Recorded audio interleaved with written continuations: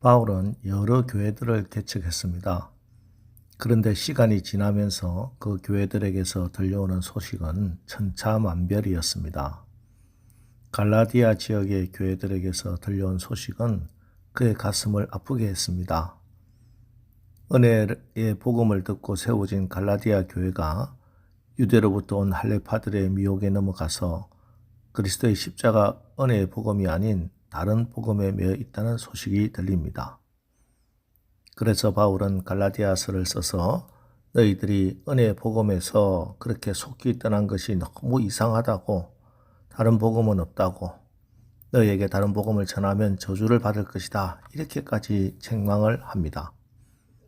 그리고 다시 내가 너희를 해산하는 수고를 아끼지 않겠다고 하면서 처음부터 차근차근 복음의 진리를 가르치겠다 결단하고, 실제로 바울은 그렇게 갈라디아서를 써서 보냈습니다. 고린도 교회에서 들려온 소식은 실로 참담한 소식이었습니다.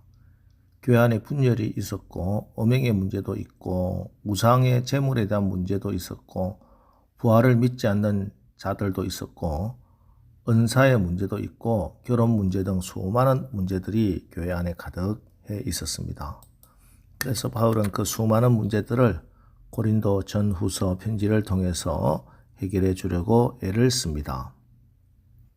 그런데 데살로니가 교회는 들려오는 소식이 참 다 복되고 기쁜 소식밖에 없었습니다. 환난과 핍박이 다른 어떤 교회보다 더 심했지만 그들은 환난에 넘어지지 않고 핍박에 굴하지 않았습니다. 믿음을 지키고 말씀대로 행하는 자들이었습니다. 그래서 바울은 그들에게는 지금 너희가 잘하고 있으니 지금처럼 더욱 힘써라, 이렇게 권면을 합니다. 1절 말씀을 보십시오. 그러므로 형제들아, 우리가 끝으로 주 예수 안에서 너희에게 구하고 권면하노니 너희가 마땅히 어떻게 행하며 하나님을 기쁘시게 할 수 있는지를 우리에게 배웠으니 곧 너희가 행하는 바라 더욱 많이 힘쓰라. 하나님을 기쁘시게 하기 위해서 지금 하고 있는 것에 더욱 많이 힘쓰라고 권면합니다. 그러면서 바울은 더욱 힘써야 할 것들을 구체적으로 설명합니다. 3절에서 5절 말씀을 보십시오. 하나님의 뜻은 이것이니 너희의 거룩함이라. 곧 음란을 버리고 각각 거룩함과 존귀함으로 자기의 아내 대할 줄을 알고 하나님을 모르는 이방인과 같이 세욕을 따르지 말고. 음란을 버리고 거룩함과 존귀함으로 자기 아내를 대하고 세욕, 정욕을 따라 행동하지 말라. 거룩함, 그 중에서 가정에서 거룩함, 성적인 거룩함입니다.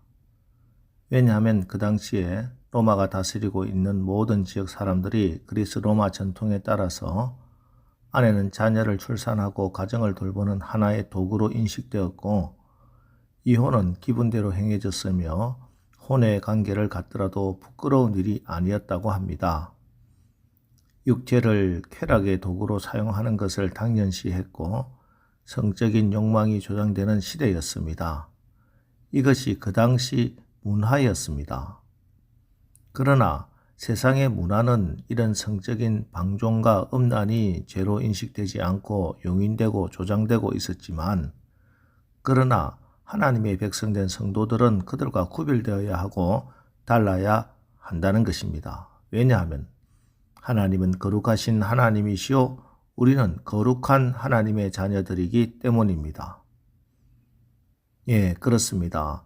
아버지 되신 우리 하나님은 자녀된 우리가 하나님을 닮아 거룩할 때 기뻐하십니다. 오늘 본문은 당시에 특히 타락했던 성적인 문제를 가지고 말씀하고 있지만 단지 성적인 문제만이 아닙니다. 우리의 모든 삶의 모습에 있어서 거룩해야 합니다. 그래야 하나님을 기쁘시게 하는 삶을 사는 것입니다.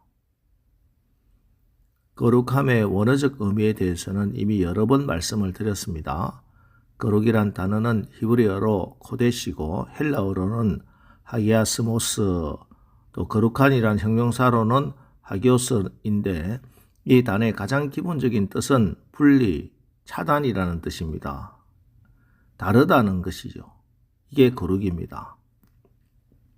하나님은 모든 피조물과 다르기 때문에 거룩하십니다. 창조주이신 하나님은 창조된 피조 세계와 모든 면에서 구별되기 때문에 하나님은 거룩하십니다. 이것이 거룩의 가장 기본적인 개념입니다. 사실 하나님께서 이스라엘을 가나안에 인도하신 이유가 그들로 하여금 거룩한 백성이 되게 하려는 데 있었습니다. 그래서 애굽에서 노예로 살던 이스라엘이 광야에서 하나님 나라 백성으로 삶을 배우기 시작할 때 하나님은 이렇게 말씀하십니다. 레위기 18장 1절로 4절을 제가 공동 번역으로 읽어드리겠습니다. 야훼께서 모세에게 말씀하셨다. 너는 이스라엘 백성에게 이렇게 일러주어라. 나 야훼가 너희 하나님이다. 너희는 너희가 살던 이집트 땅의 풍속을 따라 살지도 말고 내가 너희를 이끌고 들어갈 가나안 땅의 풍속을 따라 살지도 말라. 그들의 규정을 따르지 마라. 너희는 내가 세워주는 법을 실천하여라. 내가 정해주는 규정을 지키며 그대로 살아라. 나 야훼가 너희 하나님이다. 언뜻 보기에도 반복적인 말이 나오죠. 따라 살지도 말고 따라 살지도 마라. 따르지 말라입니다. 하나님은 이스라엘이 이집트, 애굽을 따라 살지도 말고 가나안 땅의 풍속을 따라 살지도 말라고 하셨습니다. 그 대신 하나님의 길을 따르라고 하십니다. 그런데 이스라엘은 계속 이 말씀을 거절합니다. 이 반역은 이스라엘 역사에 계속 반복되지만 그 결정적인 것이 사무엘 선지자 이후에 왕조가 세워질 때입니다. 사무엘상 8장 5절 그들에게 이르되 보소서 당신은 늙고 당신의 아들들은 당신의 행위를 따르지 아니하니 모든 이방 나라와 같이 우리에게 왕을 세워 우리를 다스리게 하소서 한지라. 모든 이방 나라와 같이 우리들도 그냥 세상과 같이 세상을 따라 살겠다는 겁니다. 여러분, 세상 사람들과 다르게 사는 삶이 바로 거룩한 삶입니다. 생각하는 것과 행동하는 것과 습관과 심지어 외모까지도 세상 사람과는 달라져야 한다는 것입니다. 그게 데살로니가 교회 또 오늘 우리에게 주시는 말씀, 우리가 믿음 위에 더욱더 많이 힘써야 할 그 부분입니다. 이것을 좀 더 적극적으로 우리 예수님은 마태복음 5장 16절에서 이와 같이 너희 빛이 사람 앞에 비치게 하여 그들로 너희 착한 행실을 보고 하늘에 계신 너희 아버지께 영광을 돌리게 하라는 계명으로 주셨습니다. 그렇습니다.